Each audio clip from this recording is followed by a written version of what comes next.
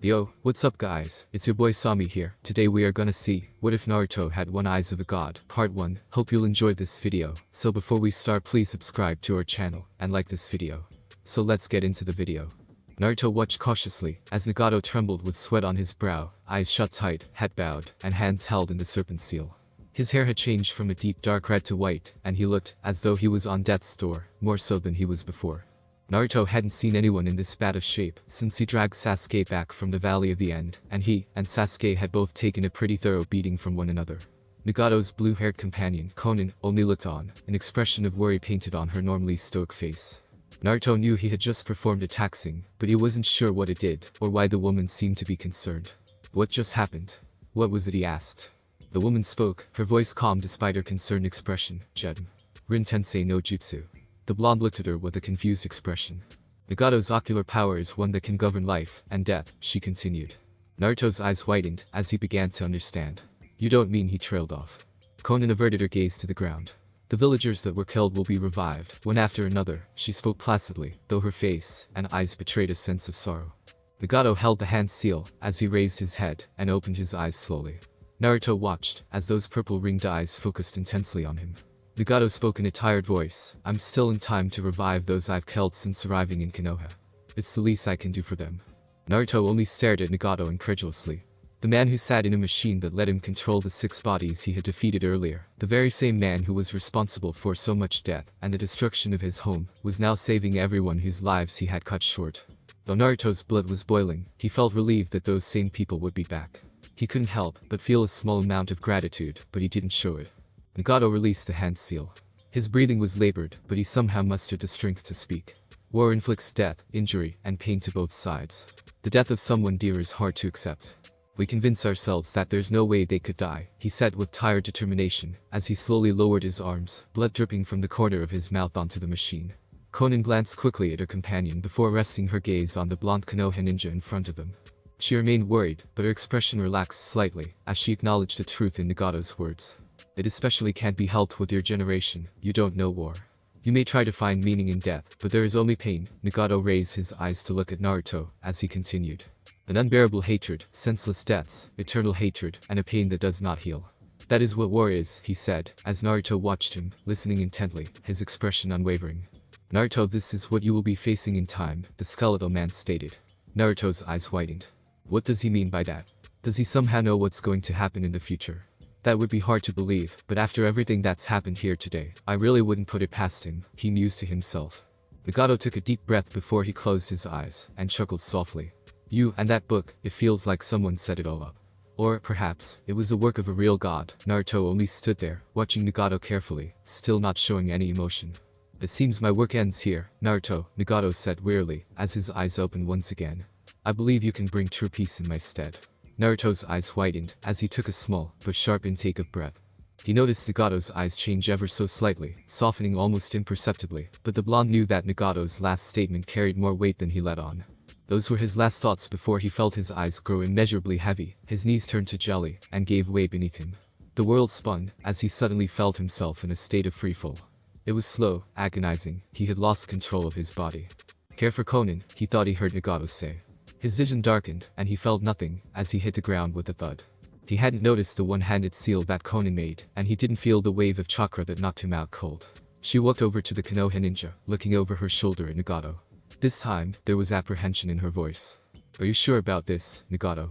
Do you really trust him that much? Especially when she trailed off. I truly hope this boy is who Nagato thinks he is. If he isn't, then this will all be for naught, she thought to herself. Nagato gave a weak nod before speaking. I do, Conan. He and I are not so different. He reminds me of myself, and a bit of Yahiko. His voice trailed, as he said the last part, but Conan heard him, and blinked back a few tears at the mention of their friend. He was right. He was a bit like Yahiko, determined to bring peace to this cruel shinobi world. She only nodded before kneeling, and carefully laying Naruto on his back, quietly remembering Yahiko, and who he was. Are you ready, Conan? Nagato asked his blue-haired friend. He looked at her, remembering everything they had been through together. He remembered their time in AIM, their time with Jiraiya, their time with Yahiko. He smiled inwardly, he felt an immeasurable gratitude to his 2 friends. They were more like siblings to him than friends. Conan turned to him, her amber eyes soft but determined, and gave him a nod. She knew what she had to do. Nagato nodded back. Take my eyes. Give them to him. He'll do what I couldn't do. What we couldn't do, he trailed off. His voice held undertones of acceptance and disappointment in what the Akatsuki had become.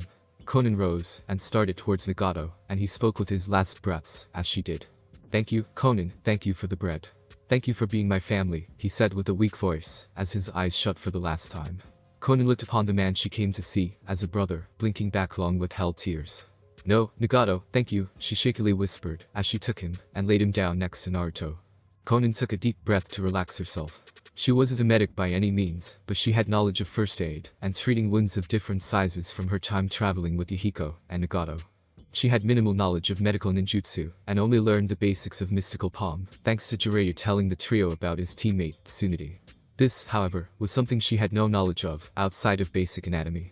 Her first thought was to reach for her kunai, but thought better of using something so large and unwieldy for something so delicate. She then had the idea of using her paper to make a scalpel. She knew she could make her paper razor sharp, and she had much better control of her paper than she would a kunai. She breathed a sigh of relief, knowing that she had surmounted that obstacle. She knelt and gently opened Naruto's eyelid, afraid to wake him, despite knowing he would be out cold for a long while. Her hands were shaking. She tried to steady her breathing. I can do this. I have to do this. For Nagato. For Yahiko. For the world, she told herself. She focused as she gingerly worked her floating paper scalpel into Naruto's first eye socket, severing its connections and carefully removing it with her still shaky hand. She quickly moved to his other eye, repeating the procedure, her hands only slightly less shaky. Holding the eyes of this boy, seeing their bright sapphire blue eyes outside of his head, feeling their weight in her hand, it was one of the strangest things she'd ever experienced. She shook her head, pushing that thought aside, as she went to Nagato and carefully removed his eyes, making sure to keep them as intact as possible. For a moment she marveled at them. She never realized what the Rinnegan did to a person's eyes, how it completely changed the eye from white to purple, how the concentric circles were somehow embedded into the sclera, unable to be removed.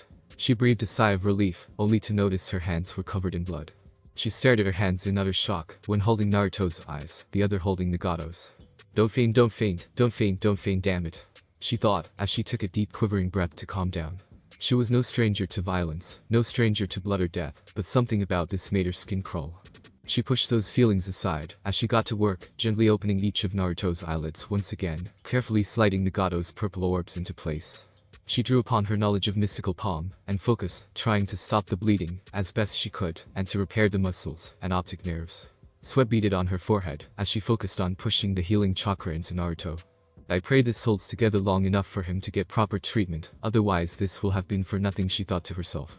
She felt the connections repair themselves to a point where they were salvageable, and she tried to stop the bleeding enough so he wouldn't lose too much blood. Despite her efforts, he still looked like hell. Blood had run out of his eye sockets and onto his temples. Conan cursed her lack of proficiency, but she knew he would be in good hands. One of his teammates was an apprentice of Tsunade, or so she heard. She set him against a tree close by before going, wincing at the fresh blood leaking from his closed eyes. It ran down his whisker-marked cheeks like tears. She looked over at him one last time, before going to reclaim the bodies of Nagato and Yahiko. She wrapped their bodies in her paper before she dispersed the paper tree that she and Nagato had been hiding in. She summoned her paper wings and journeyed back to Omegakure with the bodies of her friends. Only after she buried them both did she sit down and allow the dam holding her emotions back to break. She cried until she had no more tears, letting herself mourn the death of her brother. At least the rain would mask the sound of her sobs. Kakashi found him against a tree. Not that it was particularly difficult, as his orange tracksuit and blonde hair were like a beacon for anyone trying to find him. He breathed a sigh of relief that he had found his student, but his relief turned to shock and concern as he approached Naruto and noticed all the blood on his face. Naruto, he called out to his student, no response. Kakashi cursed under his breath, expecting the worst, but was hoping it wasn't so. He landed in front of Naruto, looking over his student with an expression of worry in his one visible eye. Naruto was motionless, and it looked as though he wasn't breathing. Kakashi gently shook the boy by his shoulder, which caused him to grunt. Kakashi let out the breath he had been holding. Thank goodness he's alive, he thought to himself, relieved beyond measure. He ventured to examine the apparent wounds to his eyes, gently opening his eyelid to inspect the damage. As soon as he saw Naruto's eye, Kakashi gasped. This can't be, he said under his breath. He immediately lifted his headband and opened his Sharingan eye to examine what appeared to be a Rinnegan eye. He channeled chakra into it and gasped again. He has it, he has the eye of legend, he said. He could hardly believe it. He opened Naruto's other eyelid and was stunned to see that he had not one, but two Rinnegan. Kakashi hoisted his student onto his back, quickly setting off to head back towards Konoha, or what was left of it. He knew he had to get Naruto to Sakura and Shizune. Naruto, just what happened back there? Kakashi asked, knowing he wouldn't get a response anytime soon. Sakura walked through the ruins of the village, unable to comprehend what had just happened. She saw the bodies, she saw the destruction caused by that orange-haired Akatsuki member. She heard the screams, the explosions, the groaning of buildings collapsing. She smelled the dust from said buildings, she smelled the smoke and ash from the fires, she smelled the blood from the dead and injured. Those sights, sounds, and smells were burned into her mind.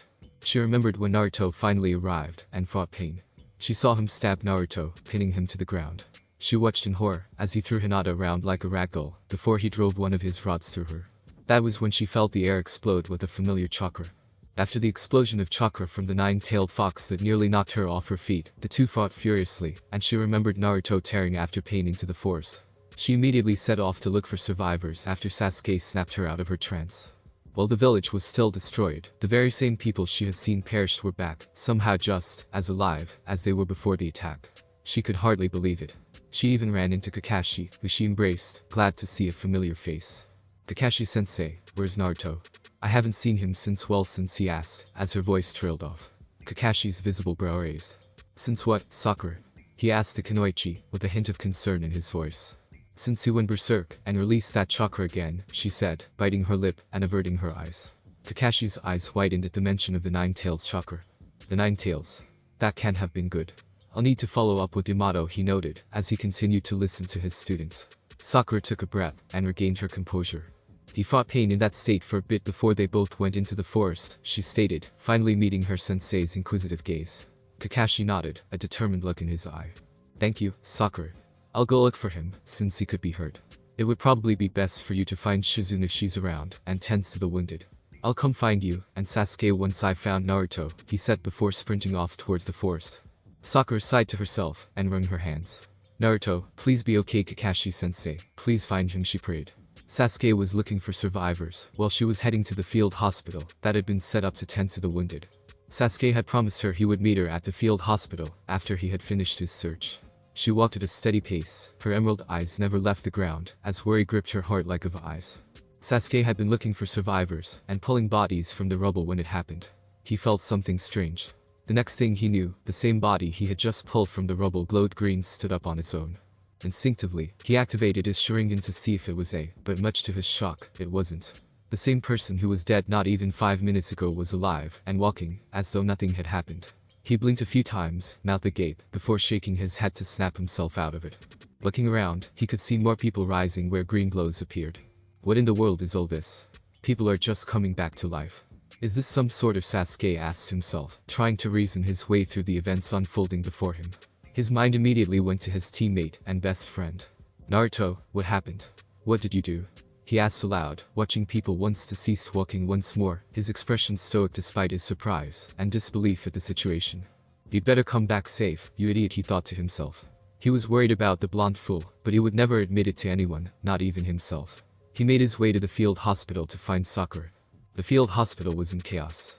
Medics scurried about, tending to the wounded while shinobi and civilians alike were bringing in survivors, some of whom were worse for wear than others. Sasuke arrived in the wake of the mass resurrection, which, if anything, threw the field hospital into more chaos. Patients pronounced dead were now suddenly up and walking, as though they had only woken from a nap. The incredulity and shock had given way to relief and cautious joy. Sasuke took in the sights and sounds as he walked along a gravel path separating two rows of tents. The air was heavy with the smell of antiseptic, canvas, and iron. His eyes wandered, stealing glances into open tents, hoping to find his pink-haired teammate.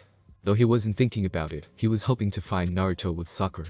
The blonde would no doubt be getting an earful from his pink-haired friend, as well as a good smack upside the head for worrying his team, especially her. Sasuke had found Sakura's temper annoying at first, especially when he was put on a team with her and Naruto. As time passed, however, he found her peculiar way of showing affection a bit endearing. Thankfully, she had reeled her temper in a bit, especially after the Chunin exams. His reminiscing was cut short when he spotted pink locks a short distance away. He quickened his pace, gravel crunching beneath his sandals. "Sakura, over here," he called his teammate. Her head snapped up from what she was doing, her emerald eyes searching for her teammate. She spotted his spiky black hair and breathed a sigh of relief as she caught him in a crushing embrace, which Sasuke returned. You made it back, she sighed, burying her face in his shoulder. The two held each other for a second, taking in each other's presence, and the fact that they were both okay before Sakura released Sasuke, and took a step back. Have you seen what happened? People who were dead are somehow alive again, as if nothing happened, she asked, with a puzzled look. Sasuke nodded, a similar look disfiguring his normally stoic face. Yeah, I have. Matter of fact, I saw someone I pulled from the rubble glow green, and get right back up. I thought it was at first, but this is all actually happening. Could this have something to do with what happened with, he started, before Sakura finished his question for him. Naruto? I don't know, she said, brows furrowed, eyes focused on the ground, as she once again went over what had happened, trying to make a connection between that, and the resurrections. I mean, you saw what happened. He did release that chakra again. I'm not sure if that has anything to do with this, but then again she trailed off. With how little we know of that chakra, and what it's really capable of, it's hard to say for sure, she thought. Sasuke sighed, knowing what the girl was thinking. Since neither of them had seen anything aside from glowing bodies standing up again, it was hard to say for certain whether or not Naruto was the reason those people were alive again. Knowing him, he probably did have something to do with this. He's always had a knack for pulling things off at the last second, and unexpectedly so the Uchiha mused. I suppose the only one who can say for sure is Naruto. Speaking of which, have you seen him since the battle? Do you know if he found his way back yet? He asked his teammate. Sakura shook her head. No, and no, she stated, her voice thick with disappointment. I ran into Kakashi-sensei on the way here. He said he was going to look for Naruto after I told him which direction he and Pain headed off in. After that, I ran into you, and now here we are. She took a moment to look over Sasuke. You look exhausted, Sasuke. You should go rest, she said with a small smile. Bei-chen. Sasuke gave his teammate a knowing look. You know I won't sit down until that idiot shows up with Kakashi, he said nonchalantly. Besides, I need to give him a piece of my mind for keeping all the fun to himself. Sakura rolled her eyes, and couldn't help but giggle. The rivalry between those two never ceased to amaze and amuse her in equal parts. It had brought them closer since they were in the academy. She knew Sasuke and Naruto had been friends even before she met them in the academy, but seeing their friendship firsthand, and how the two respected each other warmed her heart. The two were like brothers to each other. That fact was especially evident after Naruto had beaten some sense into Sasuke when he became consumed with his thirst for revenge against his brother, Itachi. He had wanted to leave everything behind for the sake of getting stronger, but Naruto had reminded him of the strength they shared whenever they fought together, as a team, and had opened Sasuke's eyes to the path he was dangerously close to following. Her own reminiscing was cut short when she noticed Sasuke's eyes whiten like dinner plates. Sakura, look, he said, his voice barely above a whisper. Her head snapped around, and she saw the familiar silver spikes of her sensei's hair. She breathed a sigh of relief before she gasped, her own eyes whitening at the sight of her orange-clad teammate on Kakashi's back. Tears stung her eyes, as she noticed there was blood on his face. Her heart shot into her throat, her trembling hands moved up to her face. Oh no, she shakily said, her voice barely above a whisper. No way, there's no way he's this badly hurt. This can't be happening. She momentarily argued with herself about what she was seeing, but she snapped herself out of it after seeing Sasuke jog towards Kakashi. She immediately flipped her medic switch and ran towards her team. How bad is it? Has the bleeding stopped? She asked Kakashi, her voice calm, but with an edge of determination.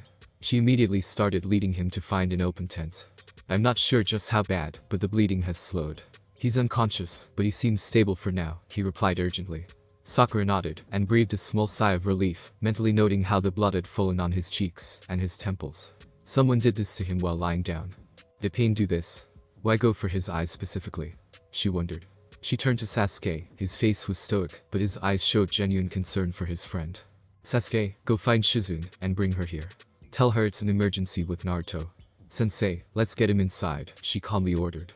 Both gave a curt nod, and Sasuke set off to find Tsunade's assistant, while Kakashi followed Sakura. Sakura ushered Kakashi into the tent, following after him, and immediately going into medic mode. Kakashi laid Naruto down on the futon on the ground before Sakura came, and held her teammate's wrist, checking his pulse. It's a little slow, but it's stable, she noted, before unzipping his jacket, and placing a hand on his mesh-clad chest, channeling a small amount of chakra into her hand, and feeling for his breathing. Labored. Whatever happened after the fight must have taken a lot out of him. She prepared an IV drip, and inserted the needle into his arm, adjusting his head with a small pillow to keep him comfortable. She turned her focus to his eyes. The bleeding had slowed down considerably, going from a steady drip to a small leak down his temples. She channeled healing chakra to her hands, and gently placed her palms over Naruto's eyes, simultaneously healing, and sensing the damage done to his eyes. This is strange, there's damage to the optic nerve, and the muscles around the eye, but it's been repaired slightly. It's almost like someone performed a field surgery, then partially healed him with medical ninjutsu. It's not on the same level as a medic, but whoever healed him seems to have done enough to save his optic nerves and his muscles, she noted. She breathed a sigh of relief, knowing her friend would be able to see after being looked at by herself and Shizune.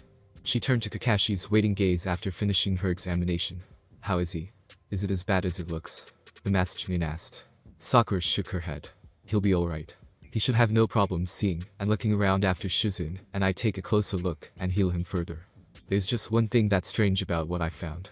Kakashi raised his brow. Sakura turned to look at her unconscious teammate before continuing. The damage that was done seems to have been healed before you brought him here. Not only that, but it seems like the damage done to his optic nerves and muscles was the result of a field surgery of some kind. Kakashi's eyes widened at that. You mean this was intentional? He asked his pink-haired student. She gave him a small nod. Kakashi looked at his blonde student, wondering just what had transpired since Naruto's fight. Sakura ventured to carefully peel one of his eyelids open with a trembling hand. Just as her fingers touched his skin, Kakashi's hand gently grabbed her wrist, causing her to freeze and snap her head to her sensei. Her emerald eyes held confusion and concern. Sensei. What is it? She noticed he had a far-off look in his visible eye, which worried her even more. He spoke quietly and evenly, warning Sakura, before you open your eyes to look at them, you need to know something important. Her eyes widened, and she gave a small nod before he continued, his voice even lower than before. His eyes are not normal, he stated, the last word wrought with tension from the implications. Sakura blinked at him before she gulped, and gave a small nod, prompting him to release her hand. She took a quivering breath to calm down before she gingerly peeled Naruto's eye open. She gasped. She couldn't believe what she was seeing. In place of the familiar sapphire blue, there was purple. In fact, his entire eye was a light purple, with thin, black concentric circles emanating from a small, narrow pupil. His eyes were only a slightly darker shade than the rest of his eye. She quickly, but carefully opened his other eye. An equally astonished gasp escaped her lips, as she saw the same ringed purple orb offering its empty gaze. Sakura looked to her sensei, trying to understand what Naruto's eyes were, and what they meant. Kakashi-sensei, what happened to his eyes? She asked, her voice thick with concern. He only shook his head, and sighed. I'm not sure, if I'm being honest, he said dejectedly. He looked at the concerned girl with a soft eye. I know those eyes. I've heard of them, and even seen them before. I checked them with my Sharingan to make sure someone hadn't put our transformation on him, but those eyes are as real as you and me. Sakura wrung her hands, her gaze not leaving the silver-haired Chunin. What are they? I've never seen eyes like that before. They don't look like Sasuke's eyes or any of the Hyuga's eyes, so it can be Sharingan or Byakugan. She trailed off, trying to reason her way through what Naruto's eyes could be. Kakashi knelt in front of her, meeting her gaze. You're right, they're not Sharingan or Byakugan. In fact, those eyes that Naruto's got, he pointed his thumb at the blonde, are said to be more powerful than both the Sharingan and the Byakugan. They're called the Rinnegan. The only other person who was said to possess them was called the Sage of Six Paths. Sakura gasped again, her eyes were the size of dinner plates by this point. Her voice was low, but was dripping with shock and disbelief. The Sage of Six Paths. But he's just a myth. There's no way he could have the same eyes as, well, a minor god. She glanced at her unconscious teammate, trying and failing to understand how this could be possible. Her train of thought was interrupted by her sensei. That's what I thought too. However, that jutsu is unmistakable, he stated with a sense of finality. Sakura once again looked at the unconscious Naruto. This just sounds so unbelievable, she thought aloud. But I guess I shouldn't be too surprised. You've always been full of surprises, she said to her unconscious teammate. A small smile tugged at her and Kakashi's mouth.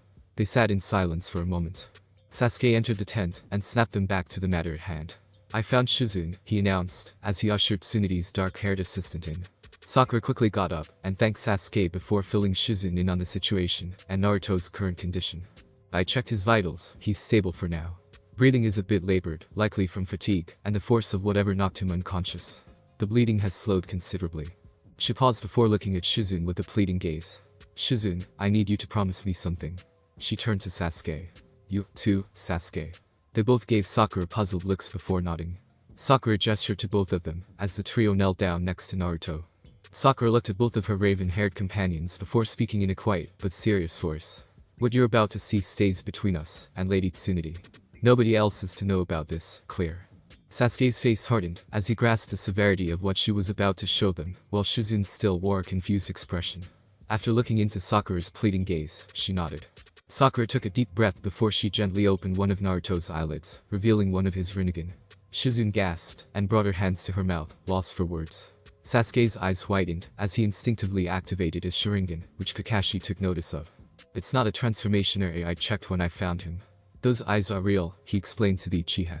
Sasuke stared at the purple orb before his eyes changed back to their normal onyx color. Sakura's emerald eyes jumped between Shizune and her raven-haired teammate. Both of his eyes are like this, she stated, as she gently peeled open his other eye, revealing the same purple orb with concentric circles. She let his eyes close. Shizune's eyes were impossibly wide, and unblinking, her gaze fixated on Naruto's face. Sasuke was stiff as a board, his eyes no less unblinking, also staring at his teammate.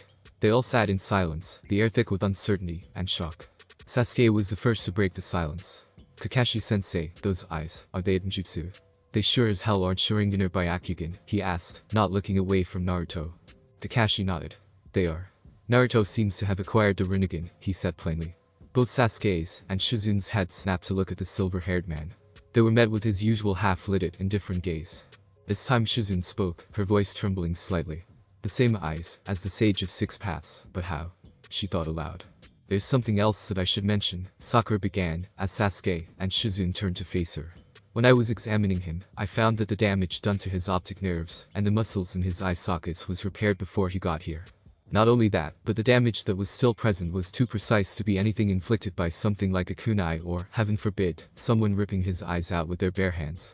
It was like someone surgically removed his original eyes and replaced them with the Rinnegan, she explained. Shizune gasped again. Sasuke's jaw dropped. Shizune reached for Naruto's face, channeling chakra into her hands, and gently placing her palms over his closed eyes, looking for the signs Sakura had described. After a few moments, she sighed. Sakura is right, the optic nerves and surrounding ocular muscles seem to have been deliberately cut and repaired, albeit by someone who isn't a medic, judging by the extent of the repairs. She explained, before turning to Sakura. You know his blood type. The younger medic gave a curt nod and stood up, already knowing what her colleague was going to ask. I'll go try to find a transfusion kit just in case, she said, exiting the tent. The crunch of gravel beneath her sandals quieted as she walked away. Shizune turned back to the blonde and molded her chakra to start healing his eyes and their connections. Despite the non-professional healing that was done, she was glad that someone at least had the sense to do so, since this made her job that much easier and likely saved Naruto's sense of sight. Kakashi turned to Sasuke, who hadn't moved much since the two medics had gotten to work, seemingly in a trance. The Jimin rose and placed a hand on his student's shoulder, causing him to flinch at the unexpected contact. Sasuke turned to look up at Kakashi's half-lidded eye.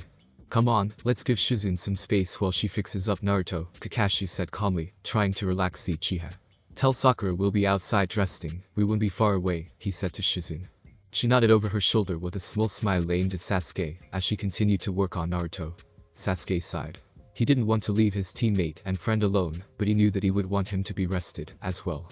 Sasuke turned once more to his unconscious friend. You better wake up soon, dummy. I need to test that ninjutsu of yours, he muttered. I'll help you when you wake up. You're my brother. It's the least I can do for you after what you've done for me, he thought to himself. Kakashi gave one of his signature smiles as he ushered himself and Sasuke out of the tent.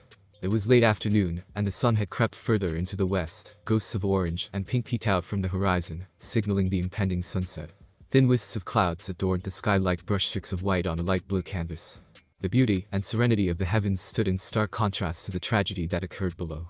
Sasuke and Kakashi walked in silence for a bit, looking for somewhere to sit and rest. They happened upon a few logs arranged in a circle, likely used by other weary survivors to rest.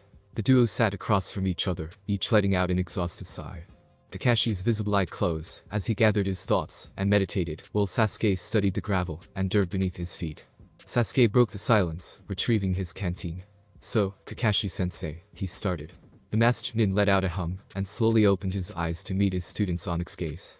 What happened to you before you found Naruto? Neither me nor Sakura saw you when he was fighting pain, he continued, opening his canteen to take a drink. Kakashi tilted his head slightly at his student before he gave another of his distinctive smiles. Ah, well. You see, I was incapacitated after fighting a couple of Pain's bodies, he said nonchalantly. Sasuke immediately choked on his water, spitting out the sip he had taken, and coughing violently.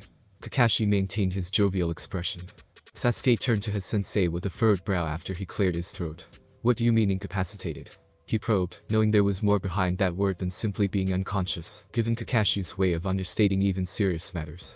The silver-haired scarecrow merely rubbed the back of his head, his expression shifting slightly to reflect his sheepishness. Well, I was stuck in a pile of rubble for a while. Thankfully Chimjai and Chimza were there to help me, but pain did quite a number on us. Even Choza was down, he explained. Sasuke's brow returned to normal, as he gave a small nod. I was the one who sent Choji to warn Lady Tsunade about Pain's abilities. Actually, Kakashi continued, his eye going back to its familiar half-lidded state.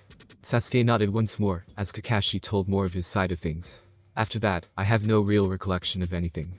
The only thing I remember after sending Chimjai was waking up feeling better, and seeing green glows all around me, Chimza being one of them. I ran into Sakura after that, who told me about Naruto's fight.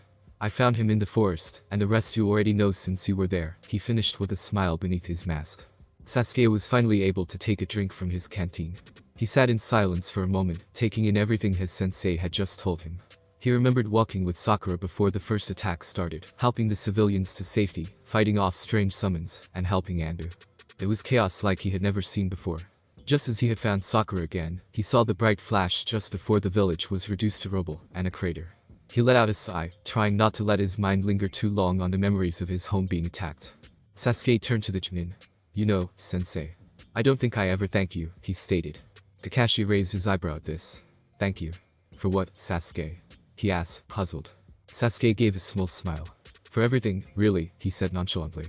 Kakashi's eyebrow was fixed in its raised position. Sasuke gave a small chuckle. I guess I should explain, huh? What I mean is for everything you've done, as our sensei. For pushing us, teaching us the value of teamwork, not giving up on us, encouraging us. If it weren't for you, Naruto, and Sakura, I don't know if I would be where I am now. I very well could have followed a similar or worse path than Itachi, he continued, a far-off look creeping its way into his eyes, as he mentioned his brother, and the path he nearly set off on. After our mission to Wave, I really felt lost. I was frustrated and angry. I had convinced myself that I was angry at my brother, but I was frustrated with myself because I blamed myself for what happened that night to my clan. Even though it took Naruto beating the shit out of me in the Valley of the End for me to come to my senses, I'm grateful to him for it. I never would have remembered that he was one of my first friends, he continued, a smile tugging at his lips, as he talked about his teammate who was like a brother to him. Kakashi gave his own smile under his mask. I was worried about you after that mission, you know, he started. You were even moodier than usual, and were constantly brooding. You were even bickering with Naruto less. That's what really tipped me off. Even Naruto and Sakura had sought me out at one point to express their concern to me about how they were acting. Especially after the Chunin exams. I had told Naruto the same thing I told you all after the bell test, he recounted. Sasuke nodded, remembering that day. Those that break the rules are scum, but those that abandon their comrades are worse than scum, he said, finishing Kakashi's sentence. Kakashi gave another smile. That's right. It looks like Naruto really took that to heart, didn't he? He asked rhetorically, trying to lighten the mood slightly. Sasuke gave his sensei another smile, and a small nod. Just as the two were finishing their reminiscing, they heard a feminine voice from a distance. There you two are. Shizune said you weren't far off, but I didn't think you'd be over here, the familiar voice called. Sasuke and Kakashi turned to see their pink-haired teammate making her way towards them, waving. Kakashi waved back, as Sasuke stood. How is he? He asked urgently. Sakura put a reassuring hand on his shoulder. He's fine. We hooked him up to a blood transfusion, and Shizune is working on repairing his eyes, as we speak. After that he'll just need some rest, she explained. The two men let out sighs of relief. Sakura sat on the log, and gave Sasuke an expectant look before he planted himself next to her. She let out her own sigh, turning her attention to Kakashi. So, sensei, what happened to you? I meant to ask you, but then all that stuff happened, she asked. Kakashi gave another distinct smile, as he told her about his situation with Chimza, and his fight with Pain. Sakura's eyes were glued to the silver-haired man, nodding now and again to convey that she was listening. At the conclusion of his account, she let out another sigh, and looked between the two men. I'm just glad you two are okay, and I'm especially glad you found Naruto, sensei, she said, as she gave her sensei a small smile. Sasuke hummed, and Kakashi returned her smile with a quick nod, and his own grin. The trio sat in silence once again. It's easy to mistake this silence as awkwardness or lack of camaraderie. However, it was more of a testament to their deep understanding of each other and their experiences as a team, experiences which forged solid and nigh unshakable bonds. Entire conversations could be held amongst themselves without so much as a sound. The events which forged the bonds of Team 7 were complicated. They were often full of shared sacrifice and pain, but each sacrifice, each wound, each jarring experience was a strike of the hammer on steel, folding and reinforcing their ties to one another. Their mission to Wave Country was where they first discovered just how naive they all were when it came to their expectations of the ninja lifestyle. They had witnessed death firsthand. They had seen their normally stoic sensei beat the demon brothers of Kieri, and skewer the missing nin's Mamachi on his forearm with his Chidori. They had seen Haku effortlessly drop the crime lord known as Gaten with a single to the throat after Naruto spared his life and stopped him from putting himself between Zabuza and Kakashi. Sakura had received a harsh reality check, having the rose-colored glasses ripped off after seeing Sasuke nearly die, and Naruto went into a fit of rage after the fact. She was forced to reevaluate how she felt about her team, Naruto especially. Sakura had never realized that he was capable of unleashing that much raw power, and it both frightened and amazed her. During his near-death experience, Sasuke had realized that not only was he not as strong as he had thought himself to be, but that he had protected Naruto on sheer instinct. He didn't have to think about protecting his brother, he just did it. Their loudmouth teammate matured as well, coming to the same realization as Sasuke, and in typical Naruto fashion, he vowed to everyone in earshot that he would train his hardest to get stronger to protect those that he held dear. Naruto had ended up befriending the androgynous boy, Haku, and offered to take him back to Konoha with his team. It had taken quite a bit of convincing from Naruto and Haku to get Kakashi and the other two genin to agree, but Team Kakashi had returned to Konoha with their +1, who the team had admittedly warmed up to along the way. He was immediately put through the course of interrogation, examination, and probation, before being allowed the possibility of becoming a Konoha shinobi. Haku was just grateful to have been taken in. Their training leading up to the Chunin exams had been rigorous, to say the least. After getting an earful from Hiruzen, Kakashi had doubled down on his efforts to mold his cute little genin into respectable shinobi. He had started with their chakra affinities. Sasuke shared lightning with Kakashi, who was disappointed that he didn't possess the fire affinity that his clan was so well known for, but was grateful that he at least had a teacher who shared his affinity, one who also possessed a Sharingan, no less. Sakura's affinity test had surprised everyone. The chakra paper that she was given had split in half, dampened, and then frozen in her hand. Even the unshakable Sasuke was agape at Sakura's newly discovered Kekkei Genkai, the likes of which they had only ever seen once. Naruto possessed a wind affinity, which was a bit of a rarity among the shinobi of Konoha. Kakashi took it upon himself to get in touch with Asuma for supplemental affinity training, which both he and Naruto agreed to. He saw Sasuke's affinity training personally, and taught him Chidori. Naruto had the idea to refer Sakura to Haku for help with honing her skills with her bloodline, since he was the only one they knew to possess the Haimten Kekkei Genkai. Thankfully, both Hiruzen and a very surprised Haku agreed. Outside of their training under Kakashi and their secondary teachers, Team 7 had slowly started growing closer. They spent more time together after training, talking, and winding down before parting ways. These conversations eventually would be held over meals, and even afternoon tea when they were given a day off. They had even taken to gathering at any one of the members' homes every now and again. Sakura had seen sides of Sasuke and Naruto she had never known of during her days in the academy. Despite their rivalry, the two were best friends. As it turned out, Sasuke and Naruto knew each other even before they started at the academy, and were already friends by the time they both started, on account of Sasuke's late mother knowing Naruto. After the Uchiha massacre, Naruto had sought out Sasuke, going so far as to let him stay at his apartment, after being released from the hospital until he recovered, as best he could. Sasuke had said that the time after his family was killed was when he came to see Naruto, as a brother. She had never seen Sasuke smile, as much as he did when he was talking to Naruto. She had even heard Sasuke laugh for the first time. Sasuke laughed. The same cool and stoic boy that had his own fan club had enjoyed laughing and smiling just as much as anyone else. Sakura couldn't help but feel as though her world was turned upside down, though she didn't resent it. She knew Naruto always smiled no matter what, but his smiles and laughs were so genuine around Sasuke. Their preconceived notions of Naruto being the annoying class clown were washed away by what she had seen between him and Sasuke. What had surprised her even more was their willingness to talk to her and welcome her into their circle. She was deeply moved by Naruto's compassion especially. He had always gone on about wanting to be strong, and she remembered his vow after their mission to Wave Country, but hearing him tell her that she was one of the people he wanted to protect had struck a chord in the Kunoichi. She felt welcomed and wanted, and she genuinely enjoyed their company. Kakashi had originally planned to continue with team-building exercises, but he saw how much closer they had grown, and was more than happy to toss those exercises aside in favor of honing their skills for the upcoming exams. The Chunin exams was the greatest challenge that Team 7 had faced together since their mission to Wave Country. Things were going well at first, until they had a less than pleasant run-in with Orochimaru, who attacked them, and branded Sasuke with his cursed seal of heaven, and crippled Naruto with the five-pronged seal, and separated him from his team. Sakura had carried Sasuke's unconscious form, hoping to find Naruto when she fought a team from Itagakure, where Sasuke lost control of himself after one of them had hurt Sakura. In retaliation, he broke the arms of one of the Oto genin. Once the team reunited and reached the tower, they quickly brought him to Kakashi, who sealed it to the best of his ability, but the Chunin knew that Sasuke would need a stronger seal to keep Orochimaru's influence at bay. By a stroke of luck, Jiraiya, who was a seal expert, had arrived in Konoha and had taken over Naruto's individual training, albeit after Naruto essentially abandoned his original instructor, Ibisu.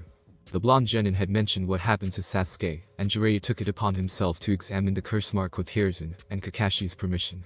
Everyone, Sasuke especially, breathed a sigh of relief when Jiraiya was able to seal off the influence of Orochimaru's curse mark, which had returned Sasuke back to normal. He was shaken, and Orochimaru had planted seeds of ideas in his subconscious, but he wouldn't lose control like he did in the Forest of Death. The invasion of Konoha by Suna and Oto, led by none other than Orochimaru himself, was another stone on the shared path that Team 7 walked. Orochimaru had killed Hiruzen, but not before Hiruzen could use the Shikifujin and cripple Orochimaru's ability to use any. The village had suffered a good amount of damage at the hands of the combined force. Unbeknownst to Konoha and Team 7, one of the exam participants, Gaara, had turned out to be the container for the one-tailed demon Tanuki. Naruto had been the one to ultimately subdue the tailed beast and its jailer, but not without the help of his teammates and friends. He not only subdued Gaara, but managed to change him for the better, curbing his bloodlust and redefining what it meant to exist in the Redeed's mind. He talked with him, as they both laid beaten and exhausted about their shared burden of being containers for tailed beasts and growing up alone. He had even mentioned Sasuke and how their shared experiences and differences brought them together rather than drove them apart. After the invasion of Konoha, something in Sasuke had snapped. He became obsessed with getting stronger and began isolating himself. He always said that he had to be alone so he could get stronger. He became more closed off towards his teammates and his sensei. He was moody, brooding, and more irritable than ever. Everything came to a head when Naruto caught wind of Sasuke wanting to leave the village for the sake of trying to get even stronger. He and Sasuke fought bitterly at the Valley of the End, where Hashirama Senju and Madara Uchiha had fought many years ago after Madara betrayed the village and Hashirama.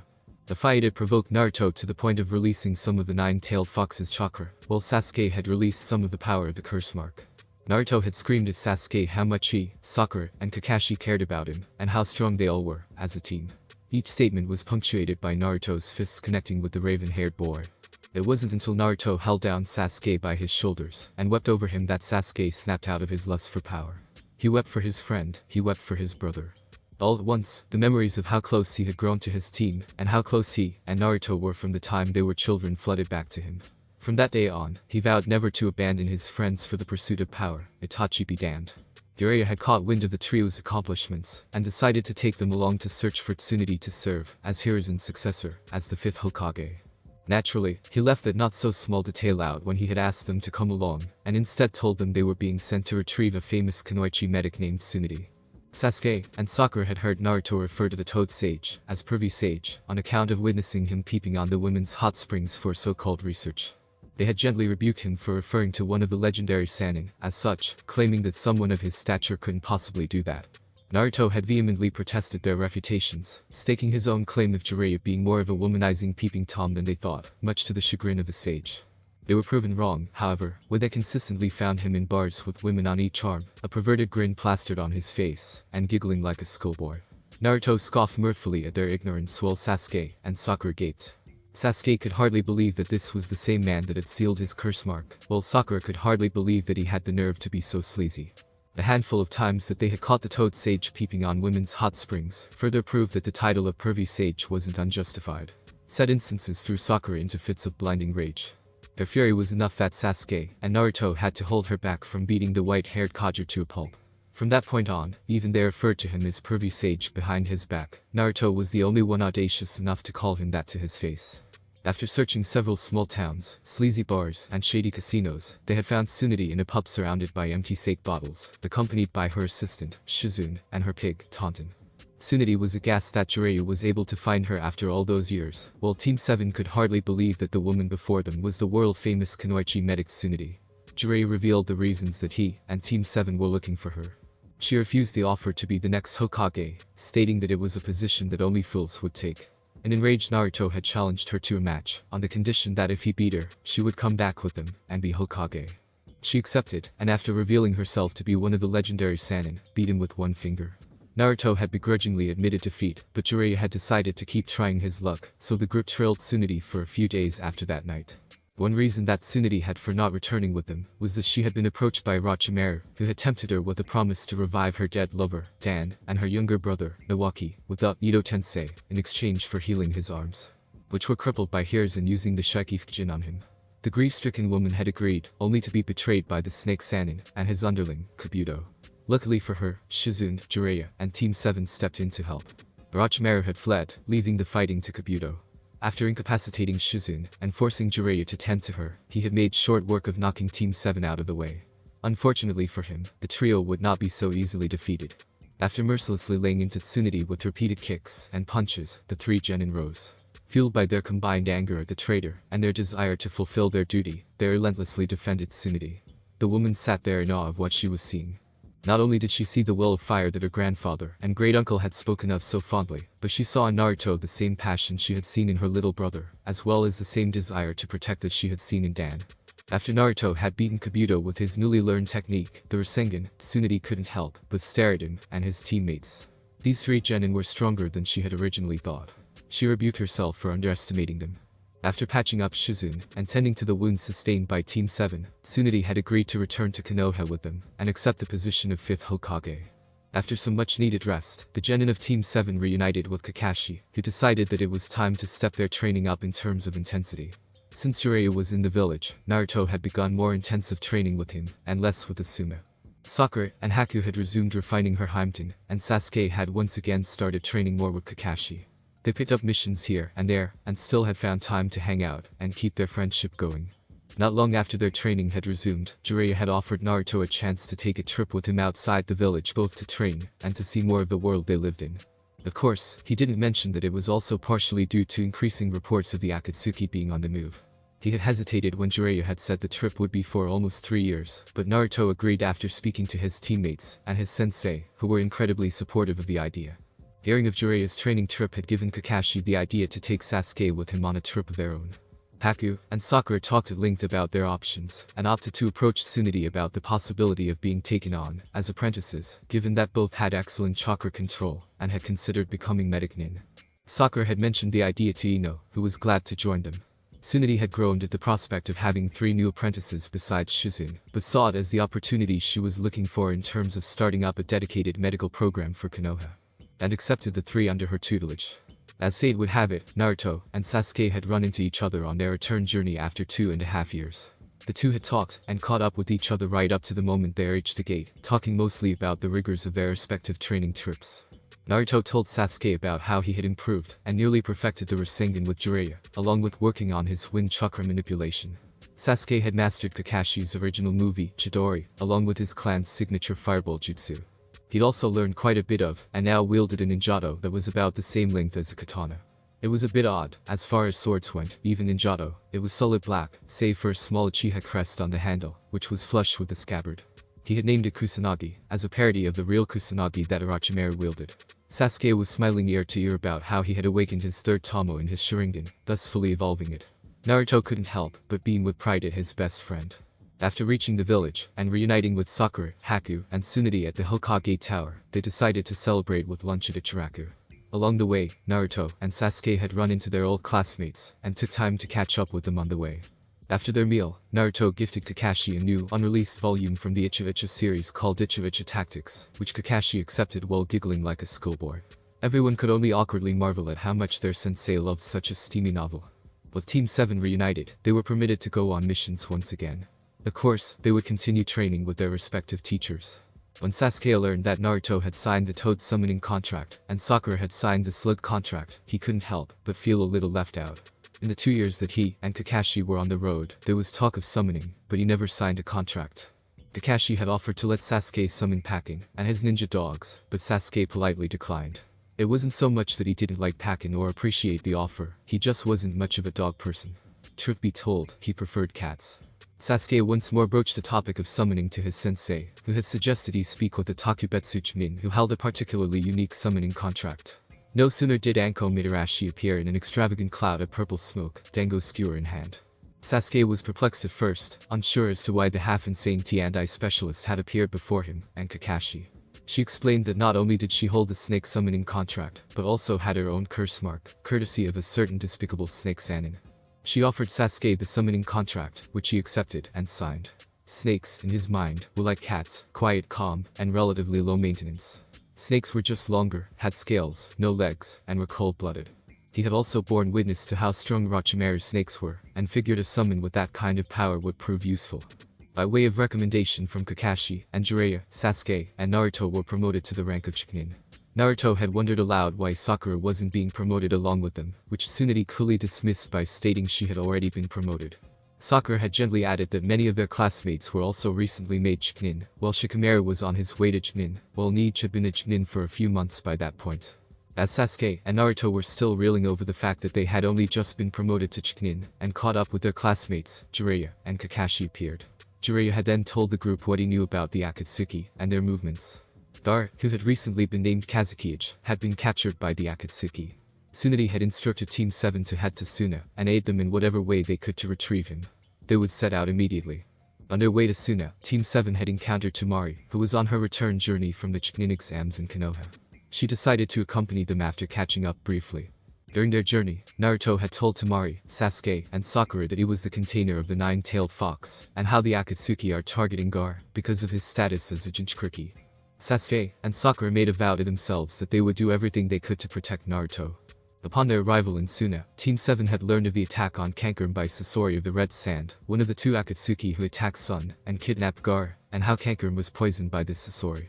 Sakura was able to cure Kankurum and develop portable antidotes should they meet Sasori in combat. Everyone present was in shock over how quickly she had developed the cure. Naruto and Sasuke knew that she had been studying under Tsunade while they were away, but this was the first time they had seen the fruits of her labor. They were both amazed and proud. Kakashi had summoned Pakin to track Sasori, which would then lead them to Gaara. Temari had offered to join them, but Elder Chiyo, who was a puppeteer, as well as Sasori's grandmother, went in her stead. Tsunade had also sent Team Guy as backup, since the Akatsuki were not to be taken lightly. The Akatsuki had dispatched Itachi Uchiha and Kisame Hoshigaki to deal with Team 7 and Team Guy, respectively. Team Guy was occupied with Kisame, a rogue nin who was one of the former ninja swordsmen from Kurigakure, one who wielded a great sword called Samehada, which was famous for devouring chakra. Sasuke, Naruto, and Kakashi would deal with Itachi.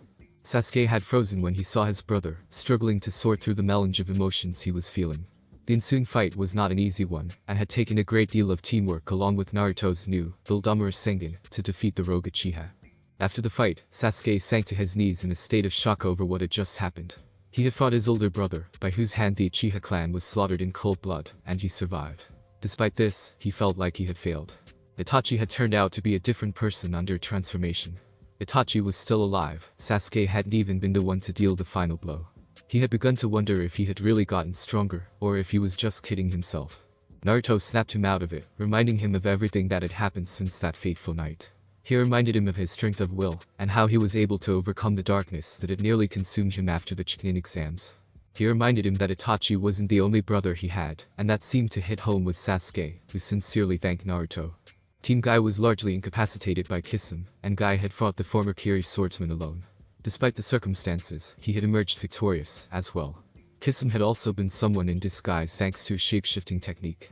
Their fights had been distractions to buy time for the Akatsuki to extract Shikaku, the one-tailed tanuki, from Gaara, which would kill him if the extraction was successful. The entrance to the Akatsuki hideout was blocked by a barrier, which Team Guy disabled under Kakashi's direction. However, the barrier's failsafe created clones to further delay them. Unfortunately, their delays were successful. Team 7 and Chiyo had found Sasori and Deidara, an Iwa rogue shinobi whose specialty was explosive clay, guarding Gaara's lifeless form. Naruto's blood boiled. He was angry enough that some of the nine-tailed chakra had leaked out, causing his features to turn more animalistic. Deidara flew off on a clay bird with Naruto, Sasuke, and Kakashi in hot pursuit, while Chiyo and Sakura stayed behind to face Sasori. Sasori was a master puppeteer. Sakura had seen what Kankurum was capable of with his puppets, but Sasori was on another level. He was fast, faster than expected, and found every opportunity to strike either with his blade-like tail or with hidden poison. Sakura had told Chiyo to use her like she would a puppet, and had destroyed Sasori's first puppet, Haruko, which served as a suit of armor. After Haruko was destroyed, Sasori revealed his true form. He had looked just as young as he had when he left Suna. His grayish-brown eyes were half-lidded, as his face held a hazy look, framed by his short, mousy red hair. He then revealed one of his favorite puppets, the third Kazukiage. Chiyo's incredulity prompted Sasori to reveal that he not only killed the third Kazekage, but turned his body into a puppet, along with 297 other people. He then stated that he planned to do the same to Sakura and Chiyo. Chiyo summoned two puppets that had the appearance of Sasori's parents, puppets that Sasori had made himself to remind him of them. The fight against the Kazekage puppet was bitter. The array of concealed blades, poisons, and traps made Haruko seem like a child's doll, but even that puppet was dispatched by Sakura, who was thankful for the rigorous training that Tsunade had put her through. Not to mention the doses of antidote she had prepared for the exact situation she had been in. After the destruction of the Kazekage puppet, Sasori had revealed his secret. He had made himself into a living puppet. His heart was kept in a talisman in his chest labeled with the kanji for scorpion, which allowed him to use chakra. Chiyo used her shirohige. Jiki Chikamatsu no SHK, while Sasori countered with his Akahigi. Hayaki no Smen. In the end, Sasori had died at the hands of the puppets of his mother and father that he had made. The puppet's hand held him in a similar way that his own parents did when they were alive. Chiyo believed that Sasori let himself be killed. Sakura and Chiyo were both fatally wounded, but Chiyo used a technique that she developed for Sasori to save Sakura's life. Since Sakura was alive, she was able to heal Chiyo. Sasori's last words were that he had a spy within Orochimaru's ranks that he was supposed to meet. Sakura flinched when she heard Orochimaru's name, but would pass the intel along. Naruto and Kakashi's fight with Deidara started with Kakashi trying to decapitate Deidara with his kamui, but only managed to sever one of his arms. Sasuke had been floored by Kakashi's new technique, he had never even heard of it before. After that, an enraged Naruto slammed a Rasengan fueled by the Nine Tails chakra into the clay bird that Deidara was trying to escape on. At first, it looked like Naruto had beaten the explosive obsessed rogue, but it had turned out to be a clay clone. Naruto had started to sprout a third tail because of his anger. Kakashi and Sasuke could tell that he was beginning to appear feral, which prompted Kakashi to use a seal tag that Jiraiya had given him to stop the transformation. Naruto had returned to normal after that. Sakura, Chiyo, and Team Guy had caught up with the trio, and Deidara had opted to turn himself into a human bomb. He swallowed some of his clay and exploded. Kakashi collapsed from exhaustion after using his kamui to send the explosion to another dimension. Unfortunately for them, this wouldn't be the last of Deidara. Naruto carried Gaara's body as they made their way back to Suna. Along the way, they stopped in a grassy field where Sakura pronounced Gaara dead. Naruto wept. He wept for his fellow Jinchuriki and the cruelty that he had endured because of his burden. He wept for his failure to save him. He wept for his friend. Chiyo tried to revive Gaara with her Kishin Tensei, but didn't have enough life force left. Naruto had lent his own chakra to help her, and Chiyo was able to revive the fallen Kazekage, but at the unfortunate cost of her own life. The group returned to Suna, where they paid their respects to Chiyo, and bid Gaara and his siblings farewell. Gaara had extended a hand for Naruto to shake, which Naruto was unprepared for. Sasuke had been the one to gently guide Naruto's hand to Gaara's, albeit rather awkwardly. The Konoha shinobi were made for home, where Kakashi was put on bed rest because of his exhaustion. Sakura reported the intel she received from Sasori to Tsunade, who thanked her and the rest of them for their work. She gave them some time off to rest. Team 7 thanked Tsunade and the members of Team Guy before they decided to meet at Naruto's apartment to talk and relax. After their time off and Kakashi's recovery, Team 7 was summoned to the Hokage Tower for another mission. They were met by their sensei along with Jiraiya and an unknown Konoha shinobi. Jiraiya had started by saying they had a lead on Orochimaru thanks to the information that Sakura had given them. He was still in the land of fire along with his subordinate, Kabuto. After his briefing, Tsunade gave them their mission. Join up with another team and hunt down Orochimaru. His knowledge and betrayal of Konoha, along with his involvement with the Akatsuki, made him too dangerous to be left alive. During their briefing, Team 7 were also introduced to a new member, a Chunin by the name of Yamato. Naruto was apprehensive about having him along for the mission, given that Yamato gave him the creeps. Sasuke had poked fun at his friend for that. Kakashi proceeded to tell his team of his stint in Anbu with Yamato, revealing that he was a wielder of the Mokujin. Team 7's jaws hit the floor with that new revelation. Tsunade gave them 2 weeks to prepare, since the mission would be long, and they would be up against Orochimaru, and likely Itachi as well. Plus, Kakashi and Yamato needed some time to deliberate over which team they would be taking with them. Jiraiya had decided to continue Naruto's training before he learned Senjutsu later. Sakura continued her apprenticeship with Tsunade alongside Haku and Ino, and asked Haku to train her more in Haimten, which he gladly agreed to. Sasuke had requested to be trained by Anko Mitarashi in addition to Kakashi, given her knowledge of snake summons. Kakashi had given Sasuke a warning regarding Anko and her extreme training methods, which Sasuke dismissed. Kakashi winced, and mused to himself how much Naruto's confidence rubbed off on him. The combined squad of Team 7 and Team 8 had set out at the end of the 2-week buffer period. With Kurenai pregnant, Kakashi was the designated Chunin leader of Team 8, while Yamato spearheaded Team 7. The group had a lead on Orochimaru that was provided by Jiraiya that put him at one of his hidden bases in the Land of Fire. They had found Orochimaru and Kabuto at one of their hidden hideouts within the Land of Fire after traveling for about a week. Orochimaru had fled and once again left Kabuto to stall. This time, however, Kabuto was outmatched. After taking some hits from Hinata's gentle fist, Kabuto fled as well. Kiba had wanted to pursue, but was reminded by Kakashi that the primary target was Orochimaru. He reluctantly agreed, knowing full well the mission came first. With the help of Hinata's Byakugan and the noses of Kiba and Akamaru, the 8-man squad tracked Orochimaru for a few days, before they caught up to him in one of the many forests between Konoha and the Land of Rice Fields, now known as the Land of Sound. Of course, the snake had been expecting them. Sasuke and Naruto's blood had boiled when Orochimaru taunted them about his success with giving Sasuke the cursed seal of heaven, but held their tongues, not wanting to let the serpentine traitor provoke them. Sakura had maintained a hard exterior despite her unshakable nerves. She remembered what had happened the last time they had faced Orochimaru during the Chunin exams, and was silently praying that it wouldn't happen again. Naruto sensed her apprehension, and with a knowing look in her direction, he communicated that he and Sasuke both were just as nervous as she was, but they would pull through by the combined strength of Team 7 and Team 8. She knew he was right, and silently thanked him. Naruto had turned into a beacon of optimism, inspiring her and others to be confident and never back down. He had truly become a ray of sunshine for the Konoha 12, and she admired him for it.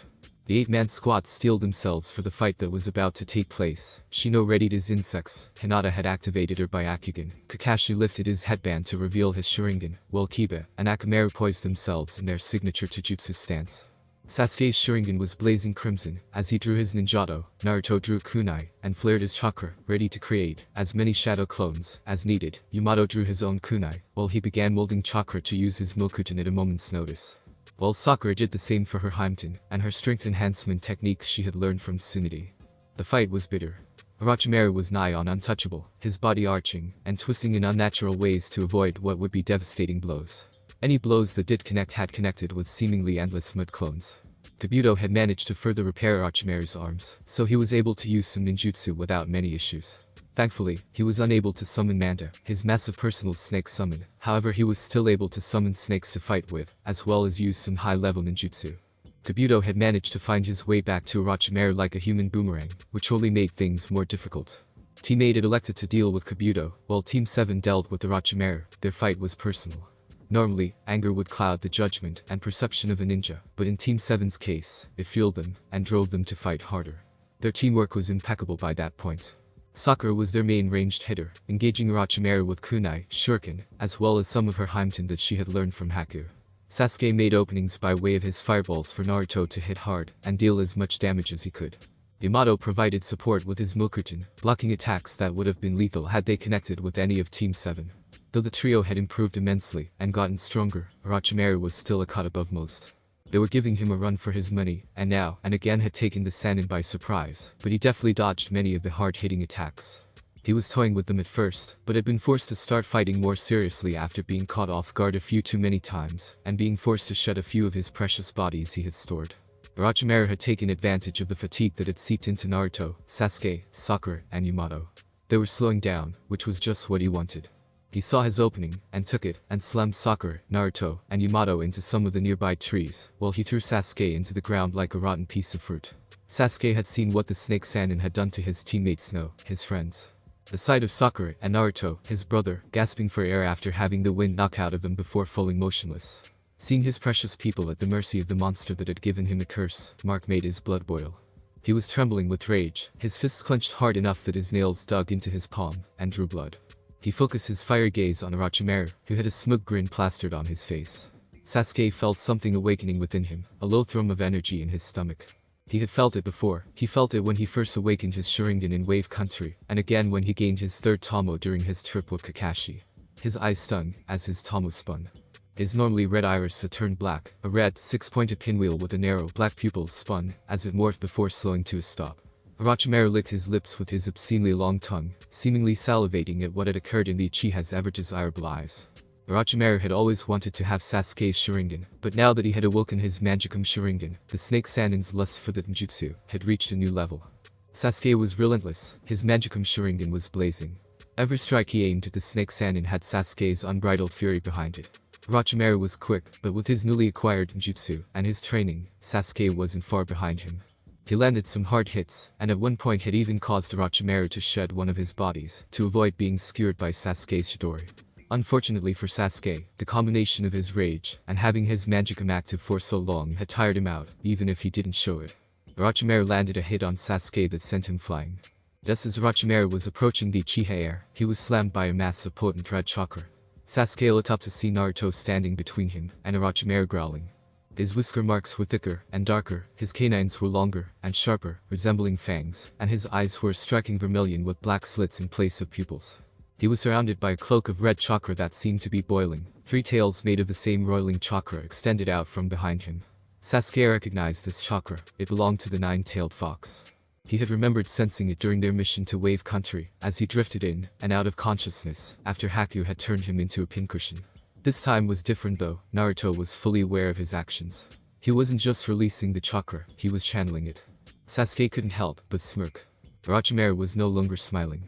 He knew facing a fully awakened Magicum Sharingan and the Jinchuriki of the 9 tails in his 3-tailed state wouldn't be easy, even for him. With Kabuto surprisingly still occupied with Team 8, Orochimaru had to face the duo on his own. Naruto was blindingly fast enough that even Sasuke had trouble keeping up with his movements. He wasn't just fast, he was relentless in his attacks. He was out for blood. Orochimaru had dodged more of his lethal swipes of his claws, but had rolled with the punches, countering when the opportunity presented itself. Sasuke took advantage of the moments Orochimaru was hit by Naruto's punches to try and slash at him with his blade, but the snake managed to dodge his cuts. Sasuke was considerably faster, since he had learned to utilize lightning chakra to boost his speed. Coupled with his Sharingan, he was able to track Orochimaru, even if the snake kept slipping right through his fingers. Despite his slipperiness, Orochimaru was getting sloppy. He took more blows than he had intended to, trying to roll with the punches Naruto dealt while dodging Sasuke's blade. He wanted to end the fight decisively and secure Sasuke's body and eyes, subsequently, for himself.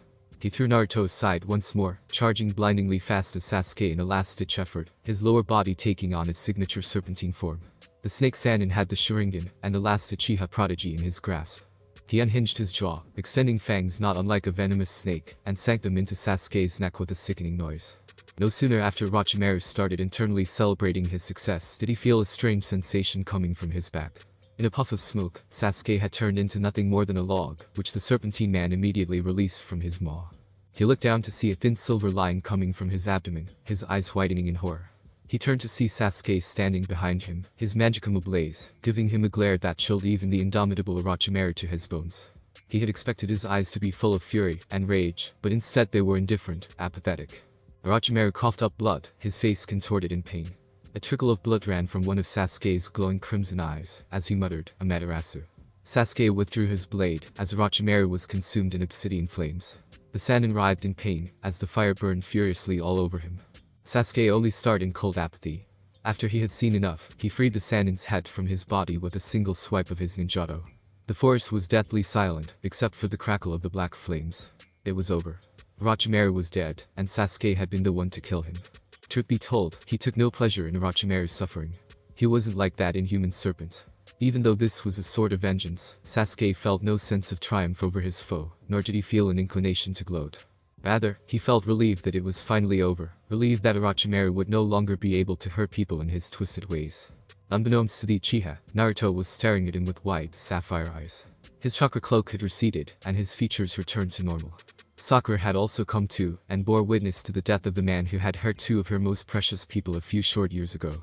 She was relieved, but in a state of shock of what Sasuke was capable of. She noticed his eyes looked significantly different than she remembered. Something had happened while she was unconscious. She would ask him after they got back. She knew it wasn't the time. Not a moment after Sakura and Naruto stood up, Sasuke fell to his knees before falling flat on his face. Yamato woke up to the sight of Sasuke on the ground, as Naruto and Sakura rushed to him. Coincidentally, Team 8 had arrived just as Naruto, Sakura, and Yamato were helping Sasuke to his feet, and had reported that while they gave Kabuto a beating, he had fled. Orochimaru was nothing more than a pile of ash, the black flames having dissipated. The 8-man squad inwardly cursed the escape of Kabuto, but let out a sigh of relief at the success of eliminating the primary target.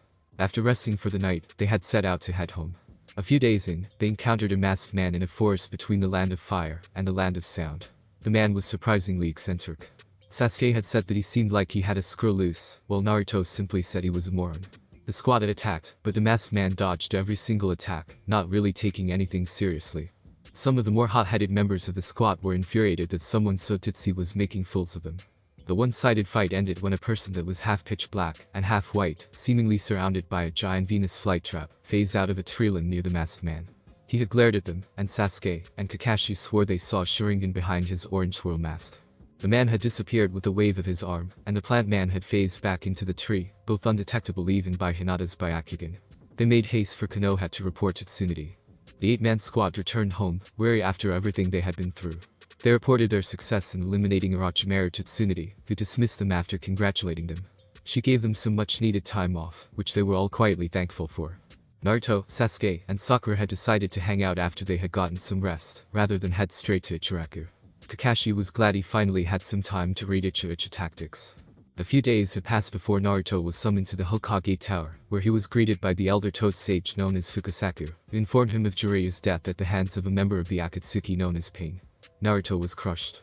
He lashed out at Tsunade in anger, but she forgave him, knowing how big this loss was for him. Sakura and Kakashi remained silent the whole time. Word quickly reached Sasuke of what happened to the toad sage. He immediately went to Naruto to talk to him and comfort him, as he had done for Sasuke in the past, when his clan was slaughtered. Iruka and Sakura had offered their condolences and words of comfort. Even Kakashi had offered his own words of consolation. It took Sakura and Sasuke both embracing him before he really let himself grieve. He wept as his friends held him. Shikamaru and Sasuke had both given the blonde pep talks that truly lifted his spirits. From that point on, he made a vow to train as hard as he could to eliminate the Akatsuki and defeat Pain. Fukasaku offered to bring Naruto to Mount Mamboku to train in Senjutsu and become a toad sage, as Jiraiya had been. He accepted and left Konoha once again, promising his precious people to return even stronger. Thanks for watching my video. Leave a like if you enjoyed my video, and also do